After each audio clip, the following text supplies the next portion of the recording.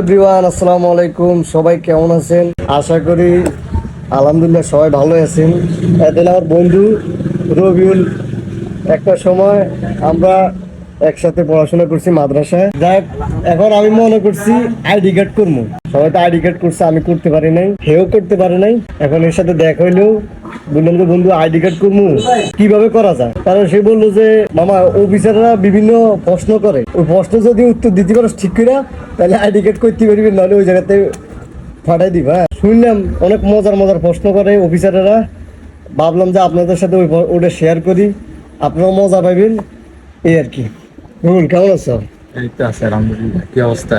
আছি আলহামদুলিল্লাহ ভালোই। তো তুই যে আমার কইলি যে অনেক সুন্দর সুন্দর প্রশ্ন করে, যখন আমি ভিতরে ঢুকলাম তখন আমরা প্রথমে জিজ্ঞেস করছে যে আমি কোথায় পড়ি, ওগুলো বললাম। তারপরে আমরা আবার জিজ্ঞেস করছে কোথায় পড়ি। স্কুল পড়াশোনা মাদ্রাসা পড়াশোনা? আমি বলছি যে আমি মাদ্রাসা পড়ি। হ্যাঁ। সে আমরা 4বার এটাই জিজ্ঞেস করছে। হ্যাঁ। আচ্ছা যাক, আমি উত্তর দিলাম।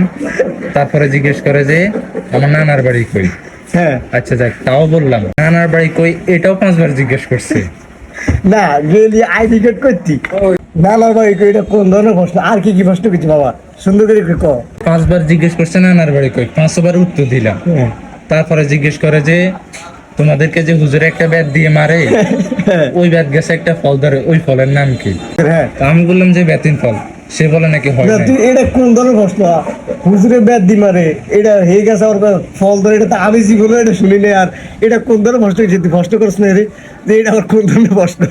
আমি তো ভাবছি যে এনআইডি করতে এখন নতুন নতুন নিয়ম বার করে তো সরকার, এগুলো লাগে হয়তো। যাক, তারপর আমি উত্তর দিলাম যে বেতিন ফল। সে বলা হয় নাই।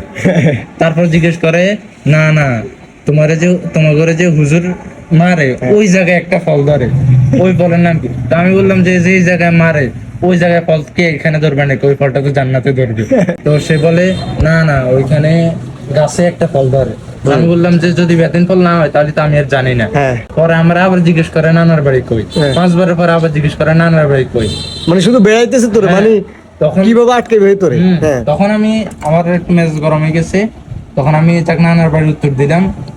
তারপরে বলে যে নানার বাড়ি কি দিয়ে যাও। এটা কোনো প্রশ্ন হইলো? হ্যাঁ, তারপর আমি তোমার নানার বাড়ি কই? মনে হেরে 7-8বার জিজ্ঞেসে নানার বাড়ি কই, তারপর নানার বাড়ি কি দিয়ে যাও, গেছে ভোটার আইডি কার্ড করতে। এগুলো মানে কোন ধরনের প্রশ্ন ভাই? হ্যাঁ বল।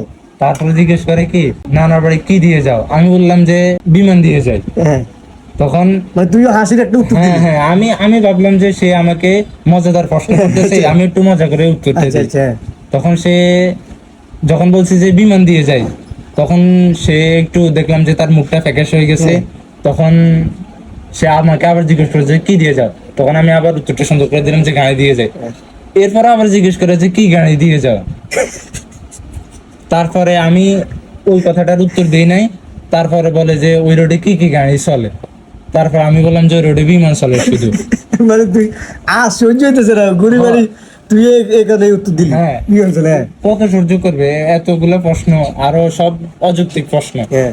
তারপর যখন বললাম যে ওই রোডে শুধু বিমান চলে, তখন সে আমাকে বলে যে তুমি দাঁড়াও, তোমার সাথে কথা আছে।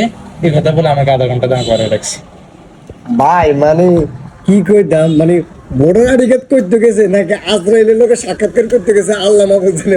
মানে এ প্রশ্ন করতে পারে যে বাবার নাম জিজ্ঞেস করতে পারে, গ্রামের নাম জিজ্ঞেস করতে পারে, পড়াশোনার কথা জিজ্ঞেস করতে পারে। মানে এগুলা কোন ধরনের প্রশ্ন? হুজুরে কি ব্যাট দিয়ে মারে, ওই গাছে কি ফল ধরে, মানে এগুলা ভাই কোন ধরনের প্রশ্ন?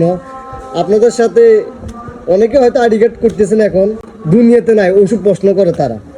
আপনাদের কার সাথে এই ধরনের ঘটনাগুলো ঘটছে কমেন্টে বলে যাইবেন। আর কিছু আসেনি? আসার প্রশ্ন আছে। বল বল। আরো মজাদার হচ্ছে যে একটা ছেলেকে জিজ্ঞেস করছে যে ছেলে কয়টা বাজে ঘুম থেকে উঠে। তো ছেলে বলছে যে আমি 8টা বাজে ঘুম থেকে উঠি। মানে তোর যে দাঁড়া করে হ্যাঁ, রাখছে হ্যাঁ। আরেকজনে বসাইছে। হ্যাঁ। তখন ওই ছেলে বলতেছে 8টা বাজে ঘুম থেকে উঠি। তারপরে জিজ্ঞেস করে যে ঘুম থেকে উঠে কি করো? ছেলে বলে নাস্তা করি, স্বাভাবিক উত্তর। তারপরে জিজ্ঞেস করে নাস্তা করে কি করো? নাস্তা করে বন্ধু বান্ধবের সাথে আড্ডা দিই। কোথায় আড্ডা দাও? তো ছেলে বলতেছে এই এলাকার মধ্যে আড্ডা দিই। কয় কি বাইক নিয়ে ঘুরো? কয় না, কয় এমনি হাঁটি। তারপর শুধু বেড়াইতেছে। হ্যাঁ, তারপরে জিজ্ঞেস করছে যে তুমি পড়ালেখা করো নাকি? সে বলছে যে না, আমি 3য় জমাত পর্যন্ত পড়ছি। আচ্ছা, তৃতীয় জমাতে যেহেতু পড়ছো, তোমার তো একটা সড়া জানা উচিত, হ্যাঁ, বা একটা এটা ঠিক আছে, এটা ঠিক আছে, হ্যাঁ। হাদিস শরীফ জানা উচিত। তো তুমি একটা হাদিস বলো, তো সেটা বলতেছে পারি না। কথা হলো একটা সড়া বলো, তো ও বলতেছে যে আমি সড়া পারি না। কথা হলো তুমি পিছনে যাই দাঁড়াও, তুমি সড়া মুখস্থ করে আসো, তারপরে তোমার ফিঙ্গার মানে ছাড় দিছে না কোনো রকম, মানে একরকম মানে আটকাইতেছি। দেখ ভাই, আমি মনে করছি আইডি কার্ড করবো, মানে আমার এই প্রশ্নগুলোর অবস্থা দিয়ে আমি অনেক ভয় পেয়েছি, আর আইডি কার্ড করা লাগবে না ভাই। তো ভাই শেষ কথার এক কথা হলে আমার মনে হয় এই অফিসার গুলা রাতে বইয়ের মাইর খায়, সকালবেলা এই পোলাপান্ডির উপরে এই জিতগুলো উঠে দেয়।